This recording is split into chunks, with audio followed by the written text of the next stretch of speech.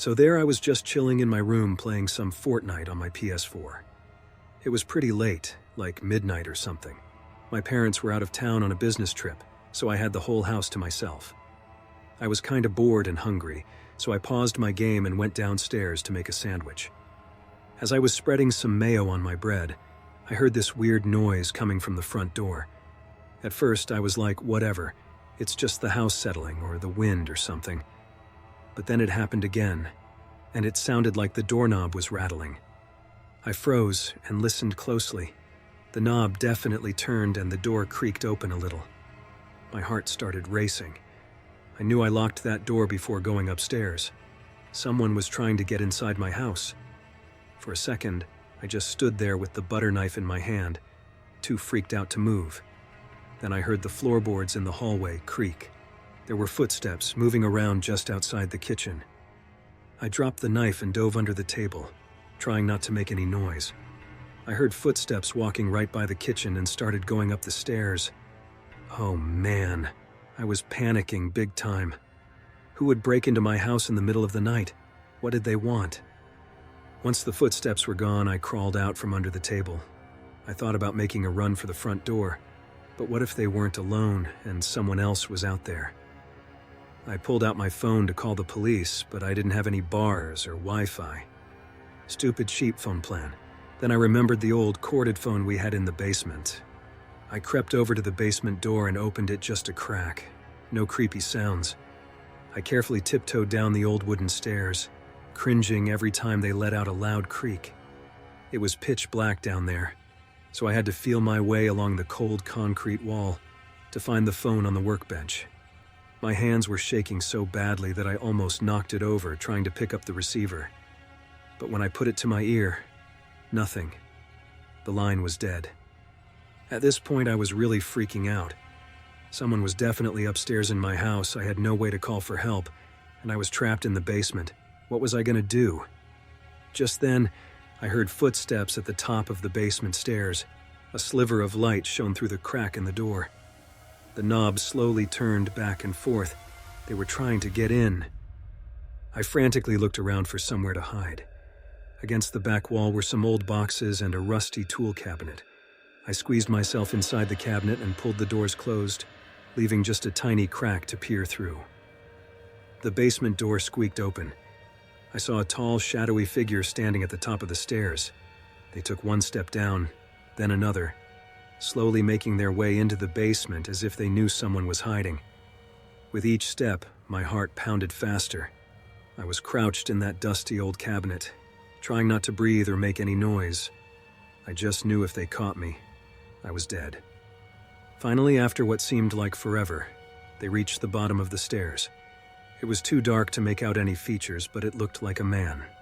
Pretty big. He walked slowly around the room, looking behind boxes and under the stairs, searching.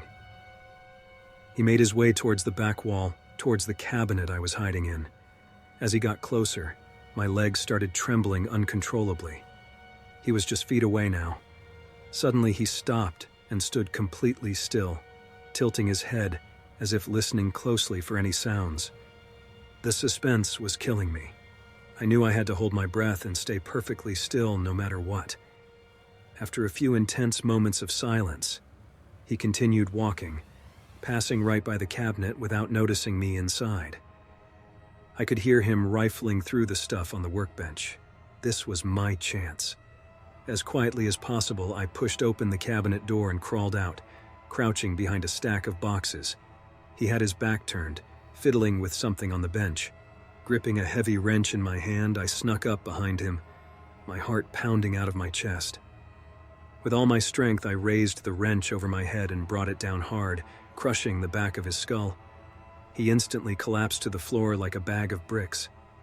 I stood there breathing heavily, looking down at his unmoving body. I couldn't believe what I had just done. The wrench fell from my trembling hands, smeared with blood and matted hair.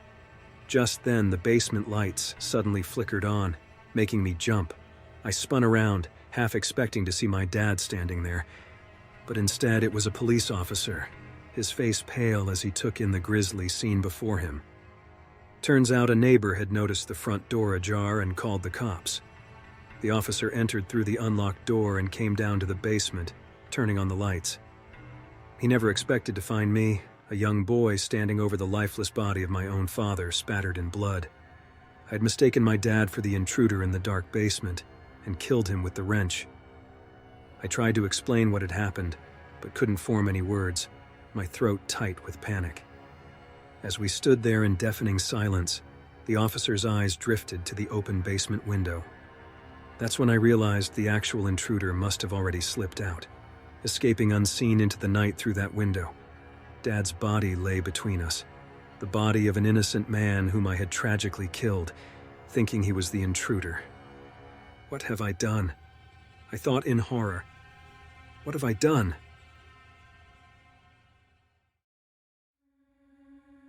I've always felt safe in my home. I live in a typical suburban neighborhood, nothing too crazy ever happens here, but that changed one night a couple of weeks ago. It was something out of a nightmare. It started with my dog, Chica. She's a little terrier mix who usually sleeps in bed with me, but this night she wasn't having it. Around 2 a.m., Chica jumped off the bed and started barking like crazy. Not her usual woof woof, but more ferocious, snarling barks I'd never heard from her before. I tried to shush her, but she wouldn't stop. She ran out of my room and down the stairs, still making a racket. At that point, I knew something had to be up. She never acted like this without a reason. When I got downstairs, I found Chica at the back sliding door growling. Her hackles were raised and she was laser-focused on something outside in the backyard. I turned the porch light on to see what she was barking at. At first, I didn't notice anything unusual, just the back fence and trees swaying slightly in the night breeze. But as I looked closer, I saw a dark shape pressed against the wooden fence. It was crouched down low so I couldn't make out any features. My first thought was maybe it was a stray dog that had wandered into our yard. We did get the occasional raccoon or a possum back there too. But what happened next made my blood run cold. The dark shape suddenly stood up to its full height. It was a person. I still couldn't see any details in the dim light, but this was no animal. Chica lost her mind, snarling and throwing herself against the glass door. I stood paralyzed. Why was someone skulking around my backyard at 2 a.m? Were they trying to break in? My question was answered a second later, when the figure stepped forward into the light. I could finally make out the person's face, and it was the stuff of nightmares. The man peering across my backyard had a face covered in blood. Dark red gore dripped down his features. One eye was swollen shut. The other stared menacingly at me. His lips were busted open and twisted in a creepy grin, revealing bloody teeth. He raised one hand and pretended to scrape his fingernails down the glass door right in front of where Chica was going berserk, even though a fence separated him from reaching the patio. The bloody man locked eyes with me, then slowly turned his head to stare at the back patio just beyond his reach. A patio that would have been easily accessible from my backyard if he had found a way past the fence. My heart stuttered. Was he trying to get in? Chica's vicious snarls made it clear she wasn't going to let him go anywhere near our house. I scrambled for my phone to call the police, but when I turned back to the door, the man was gone, vanished into the night as quickly as he appeared. The cops came to search the property but found nothing. No traces of blood, and no signs of an attempted break-in. If it wasn't for Chica's barking fit, I would have thought I imagined the whole thing. But over the next week, more creepy events kept happening. I'd hear scraping noises on the windows late at night. I found a bloody handprint on the glass door one morning. And sometimes when I'd go into the backyard, I'd notice the fence gate slightly ajar when I knew I'd locked it. My backyard no longer felt like the safe sanctuary it once was. I couldn't go outside without anxiously scanning the tree line for a bloody face. And I made sure to lock every door and window tightly before bed, with Chica sleeping right next to me. The final straw came right after I drifted off to sleep last night. Chica suddenly jumped off the bed again, barking her head off. I lay awake, paralyzed, praying she was just overreacting to a squirrel outside or something. But then I heard the heavy thump of footsteps downstairs. Someone was in the house. Chica scampered down the stairs, snarling viciously at the intruder. I crept behind her and saw a shadowy figure trying to slip his hand through a shattered door window. Chica lunged at the man, teeth bared. He yelped and pulled his hand back outside, giving me just enough time to relock the door. Through the window, I saw the intruder clutch his arm, blood seeping through his fingers from where Chica had bit him. Then he looked up and I saw it was the same bloody face from my backyard. He grinned at me with those eerie, blood-stained teeth. Then he turned and ran down the street, disappearing into the night. I'm thanking God that Chica scared him off before he could get inside. The security cameras confirmed it was the same man lurking around our property over the past week. The police still have no leads on who he is or why he targeted my home. All I know is that I'll never feel safe here again, and I'll be keeping Chica right by my side every night. She's the only reason that bloody face didn't get me.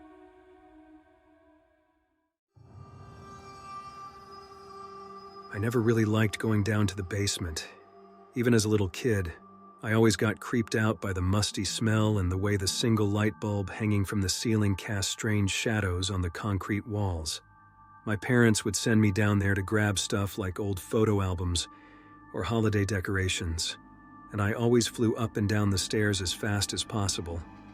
As an adult, I avoided it when I could.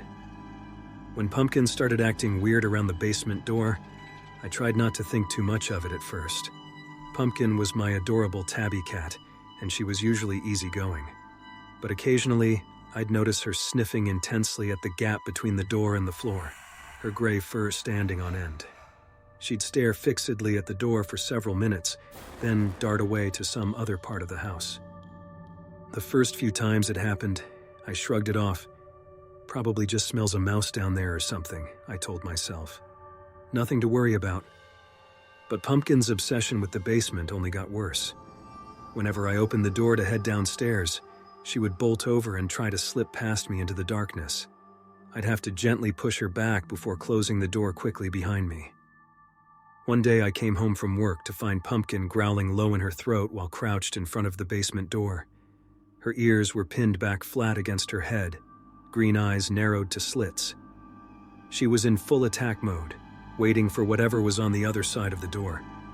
But when I called her name, she instantly snapped out of it. She trotted happily over to me with her tail held high, purring as I scratched her chin, acting as if nothing had happened. Still, I couldn't shake the feeling that something wasn't right. Pumpkin was usually such a friendly, mellow cat. Why was she obsessed with getting into the basement? And what did she sense down there that was setting off her survival instincts? The theories I came up with all filled me with unease. A trapped animal or a giant insect? A broken gas line leaking noxious fumes? An intruder hiding amid the shadows? None of it made sense in my quiet suburban home, but Pumpkin's behavior couldn't be denied. That night, Pumpkin curled up on the bed with me as usual. But sometime past midnight, she leaped up and hopped off the bed with a thump.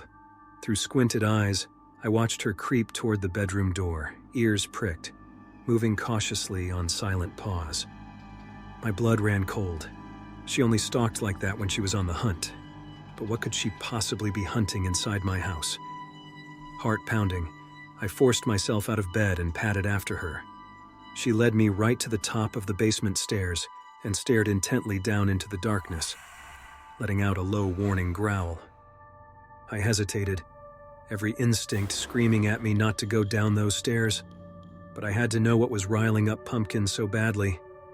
I flipped on the light switch at the top of the stairs and headed down, Pumpkin scampering ahead of me. At the foot of the stairs, Pumpkin paused and sniffed the air before taking off down one of the cluttered aisles. Old furniture, boxes of holiday decorations, and dust-covered tools lined the concrete walls. But everything looked exactly as I remembered. Still, Pumpkin insisted something was wrong. She ran back and forth along one wall, clawing at the boxes, meowing in agitation. My apprehension growing, I made my way over to investigate, and that's when a loud crash made us both freeze. It sounded like a stack of boxes toppling over in the back corner. Pumpkin's head swiveled toward the noise, and she took off in that direction without hesitation. I scrambled to follow, nearly tripping over an old lamp stored near the boxes. As I navigated around towers of dusty furniture, Pumpkin let out a ferocious yowl. By the time I reached her, she stood rigid with an arched back, just outside a small closet built into the back corner. A stack of boxes lay toppled nearby, contents spilled across the floor. I swept my flashlight beam over the cluttered space. No sign of an intruder. But when I shone the light into the closet itself, my breath caught in my throat. The back wall of the closet wasn't smooth concrete like the rest of the basement. It was made of wooden boards nailed together. Terror washed over me as I stared at that boarded-up wall. Someone or something was trapped behind that false wall, desperately trying to get out. I backpedaled away from the closet, nearly stumbling in my panic. As I turned to run, my light flashed across the dark shape crouched atop a nearby shelf. I cried out, heart seized by a sudden dread. But it was only a rat watching me, eyes glowing red in the flashlight beam. It must have been startled by the falling boxes. I laughed at myself, feeling foolish. This was an old house. Of course, rats could find their way in from time to time. I'd have to set some traps and seal up any holes they were using to get inside. Mystery solved.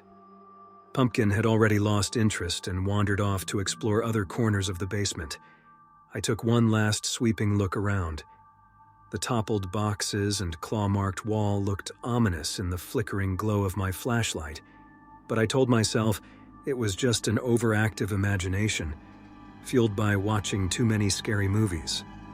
Still, I double-checked the basement door was locked before heading back upstairs to try and get a few more hours of sleep before sunrise. But as I drifted off, I couldn't stop replaying the image of those scratched wooden boards over and over in my mind.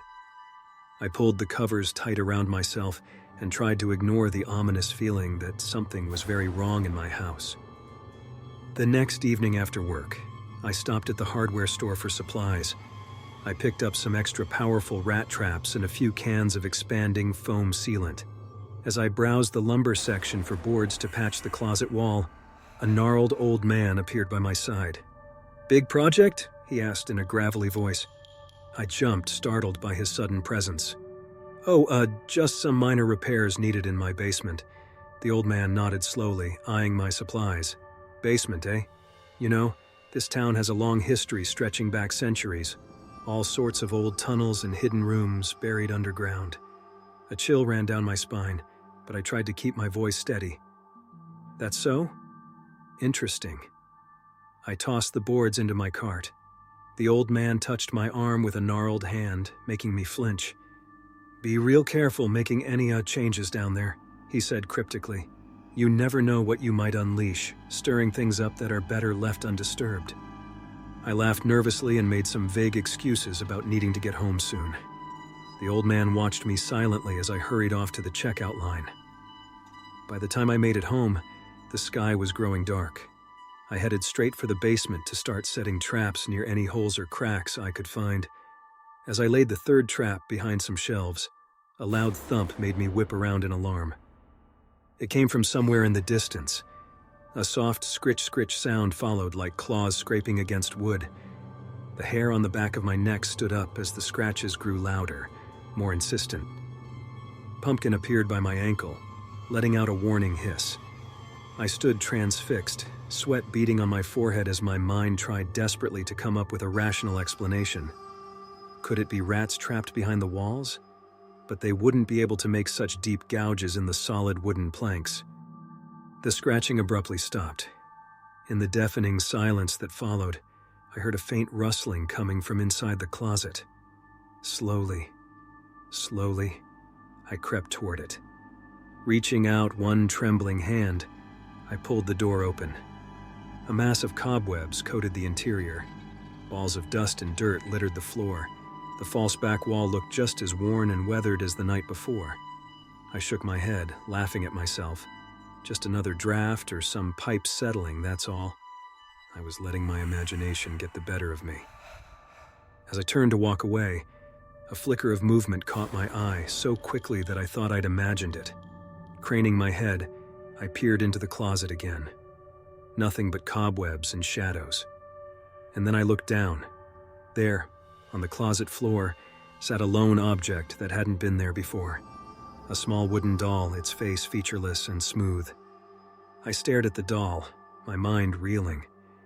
Had that been here before and I just hadn't noticed? But I was certain I would have seen it, which could only mean... Heart pounding, I grabbed the doll and rushed upstairs. I had the sudden, overwhelming urge to get as far away from the basement as possible. Dashing from room to room, I made sure every window and door was locked up tight. But I couldn't ignore the terrifying reality. Something had come out of that closet and left the doll behind. There was no other explanation. Pumpkin paced back and forth in front of the basement door, hackles raised, growling fiercely. I swept her up and held her close, taking comfort in her warmth as I sank down to the floor. No way was I sleeping alone tonight. Exhaustion must have eventually overtaken me, because the next thing I knew, the morning sun was streaming through the windows. Bleary-eyed, I staggered to the kitchen to make some coffee. Had the terrifying events of last night just been a bad dream? I froze as I entered the kitchen. Sitting on the counter was the little wooden doll, its sightless gaze trained right on me. Dread filled my gut. It hadn't been a dream at all. I grabbed the doll and the car keys and marched downstairs and out to the driveway. After tossing the doll in the garbage can by the curb, I got in my car and went right back to the hardware store. If boarding up that closet was the only thing that would put an end to this nightmare, then that's what I was going to do. The old man appeared again while I was loading wooden planks into my cart. "Back already," he said, arching a bushy eyebrow. "I told you, son, you don't want to go stirring up things that are better left buried." A shudder passed through me. "Yeah, well, I just want to finish this project so I don't have to keep coming back," I muttered, avoiding his gaze. At home, I gathered up tools and got to work. Soon, the air rang with the sound of hammering as I boarded up the entire back wall of the closet. With the last plank nailed in place, I sealed every crack and gap with foam. There. Whatever was back there should stay trapped now. I surveyed my work with satisfaction before packing up my tools to take back upstairs. As I turned to go, a loud creak froze me in my tracks, followed by the unmistakable sound of wood cracking under pressure. Dread flooded my veins like ice. Eyes wide with terror, I stared helplessly as the centerboard began to bow outward. Splinters flew as long slashes appeared, clawing through from the other side. I backed away, shaking my head in mute disbelief. This couldn't be happening. None of this could be real. With a final violent crack, the board split down the middle. For one fleeting second, I glimpsed something behind it. A pale shape, almost humanoid, but horribly, utterly wrong. Then the light bulb above me suddenly exploded in a shower of sparks. I cried out and shielded my face as shards of glass rained down.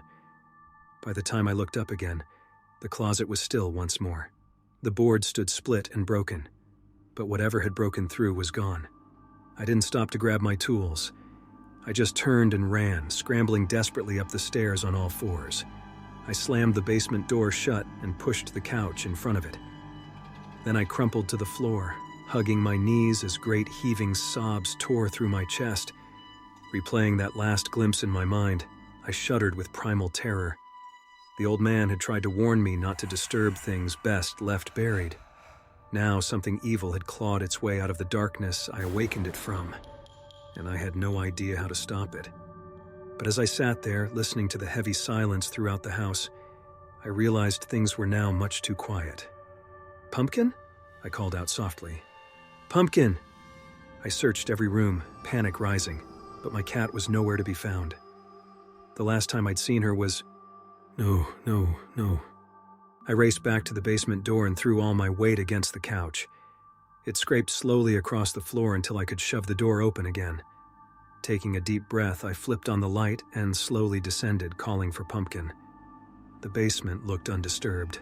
No more strange sounds or otherworldly figures, but Pumpkin remained missing. My heart pounded as I approached the closet.